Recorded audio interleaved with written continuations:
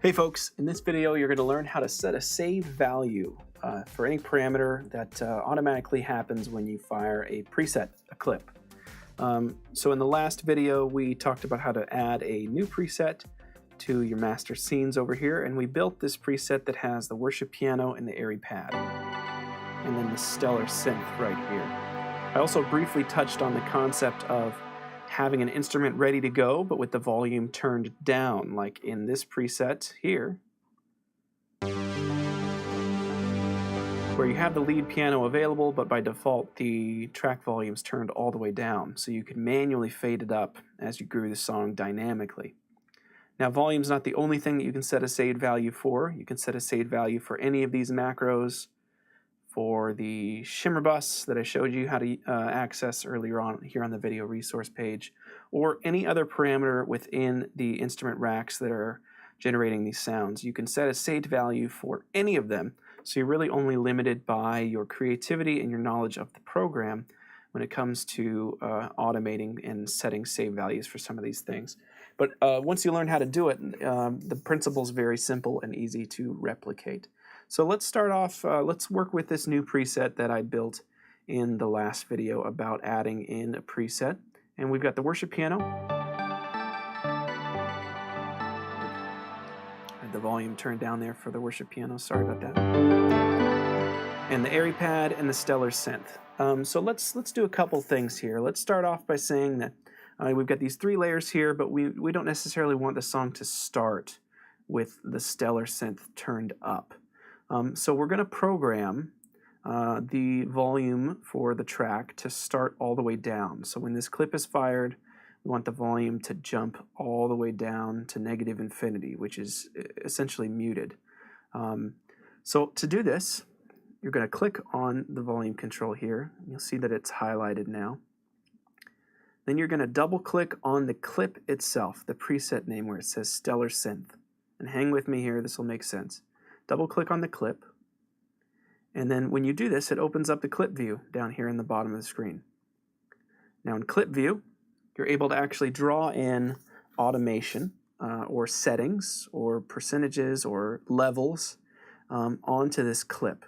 So this clip is actually just one bar playing over and over, and it's just telling Ableton to play the stellar synth instrument. Just make the stellar synth instrument available.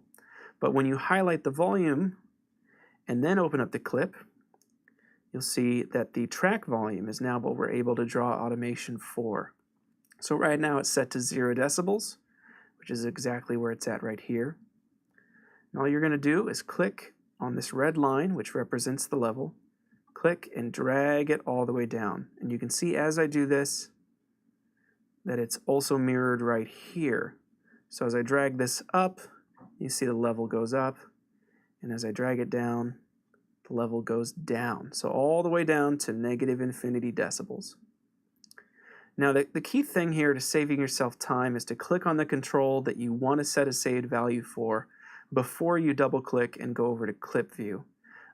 If you don't do that, then you'd have to manually find the parameter you want to map here in the envelope dropdown. So you'd have to find in all of these instrument racks, these are all the different sounds on this track and all of the racks creating the sound. You'd have to find the correct one, which just happens to be this one right here. We see with the red dot, Synths 1, Global Effects. This is what's choosing the instrument. And then down here at the very bottom, we've got Mixer. And this is where our track volume is. But in order to skip that and be able to just have it start there, you just click on that volume control before you go to clip view. And when that's done, I like to make a little note here on the clip that lets me know that that programming has been made. So if you want to do that, just hit the rename shortcut. So you could do that here. If you're not sure what your shortcut is on Windows, just go out to Edit, and then you'll see the shortcut for rename there. So I'm going to choose this clip, and then I'm going to hit the rename shortcut. And I like to just add a little note to let me know that it's down. So you could make this whatever you wanted. You could abbreviate the name to make more room. this is just what I find useful. It just lets me know that the volume is down. Now to go back to the regular view, down here at the bottom, you're just going to click on the instruments and audio effects area. And then you can always go back to clip view here between these two, just like so. So now that I've done this, I can go to a different preset. And then as soon as I go to this new preset here, you see that volume starts down. So that lets me fade it in with my MIDI controller. And then I can fade it right back out.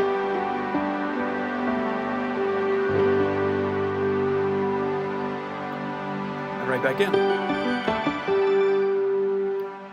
So you can add this type of saved value to any of these clips that you'd like. I recommend doing it with duplicates of the main 13 only, so that you always have these original 13 to go back to when you're designing new sounds. And like I said, I like to make a little note of what has been done to a clip. Now, if you make more than one additional mapping here or line of automation in the clip, it can be obviously not enough room to fit everything in here. So I'll show you how you can add a little note to this clip. First, we're going to click this little arrow on the bottom left. This opens up the info view here, where you can view a description of anything in Ableton, which can be helpful. And then you're going to click on the clip again, right-click on it, and choose Edit Info Text. And then you have a little text box here where you can just say volume programmed down. And then if you'd made any additional changes, like to the filter cutoff, you could say filter programmed 25%. So if you wanted to program the filter cutoff down like that, you could just make a note. If you're only doing one thing, only setting one saved value, generally I think you can find a way to notate it in here. The most common things I set would be volume or filter cutoff, most of the time, 9 times out of 10. But if you make more than one change, it can be nice to use this little notes view so that you can always go back to it and be able to find it easily, like so. I'm going to close info view again, because generally I like to just leave all this space down here for my performance controls. So let's do the same thing here, but let's affect the Airy pad now. So I'll click on the Airy pad so I can view its rack. And let's say that this is starting a little bit brighter than we want it to. So let's go ahead and automate the filter cutoff so that when we go to this clip and this clip alone, the filter cutoff will start, we'll say about 9 o'clock. Now the reason you would maybe program the saved value instead of just turning it down right here is if you just turned it down without actually programming it into the clip, then any other time you use that instrument, it's going to have the exact same filter cutoff setting. So your options are either draw an automation, set a saved value, or actually copy and paste the entire instrument, create a duplicate of it, and then change the settings for each one. But if you're using a lot of the same sounds in multiple presets, it makes more sense to just draw in a saved value than it does to duplicate the entire instrument, especially from a performance standpoint, because you're not going to be loading as much onto your computer, which is always a good idea. So I'm going to turn this back up, and then let's say that we were going to have this clip automatically bring the filter cutoff down to about 25%. So the process here is the exact same. You're just going to select the control, double click on the clip, and then you're already going to have the filter cutoff selected here, and you can set the value. So I'm going to bring this down to about 25. There we go. And then I'm going to click back over here to the instrument view. I'm going to highlight my clip and rename it by using the rename shortcut. I'm just going to insert a little note that lets me know the filter is down. So the really cool thing here then is I can go to a different instance of the Airy pad, and it has the default filter cutoff setting. And then when I go down here to this clip, filter cutoff jumps down there like that. So this way I'm able to really automate a lot of these things.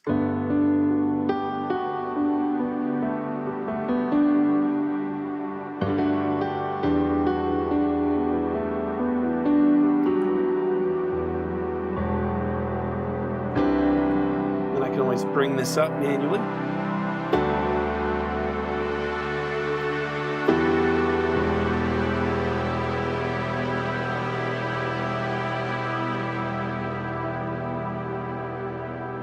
And if I changed my mind and I wanted it to have a different starting point, or I decided I wanted to get rid of it entirely, I would just choose the control again, double click on the clip, and then I could find the automation and delete it. So you just hit the delete key, and when the line is not solid and there's no dot, then that means there's not actually any automation there. So then I can go back over here to this view and just bring it back up to where I want it to be. Or I could change it to a different saved value if that was what I wanted to do. One way that I like to approach opening and closing filters is to actually use the global filters, especially if I'm going to be drawing in saved values. So oftentimes when I'm putting together a live performance, I'll set my individual instruments to have the filter cutoff entirely open. And then I'll use the global low or high pass filters to actually adjust my sound. And then you can set the saved value for the low pass filter instead of for the filter cutoff that's specific to that instrument. And it's going to have the same effect, but instead of having to map control to this and to this, you can set the save value and then just map a control here to the low pass filter for the entire track. I'm using the Nano Control 2 to do this. And then you can start with the filter closed, with this filter closed, and then use the actual physical control to open it up. I prefer that because when you use these individual racks and you map things to them, then you can really quickly run out of room for controls to map. So that's something that I personally prefer to do.